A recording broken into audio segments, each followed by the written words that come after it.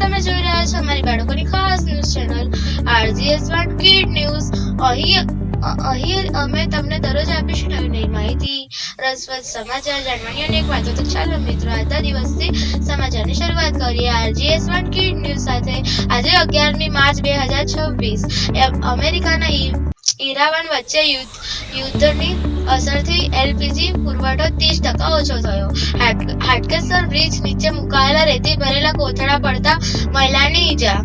Police કર્મી પર પથ્થરનો હુમલો કરનાર વ્યક્તિને 10 વર્ષની સજા. ધોરણ 10માં 100 માંથી 94 વિદ્યાર્થી બેઝિક ગણિત પસંદ કરી રહ્યા છે. વડોદરામાં આઈસ્ક્રીમ ખાવા નીકળેલા સગીર બાળકોને 4 વાહન અને અફડેટ લીધા.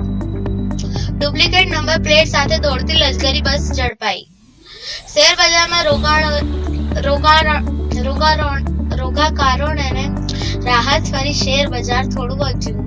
શેરડીના રસ, ઠંડા પીણાની લારીઓ તપાસ આદેશ. 3 દિવસના ગરમી 7 ડિગ્રી વધીને 42 ડિગ્રી થઈ. આજે ઓરેન્જ એલર્ટ.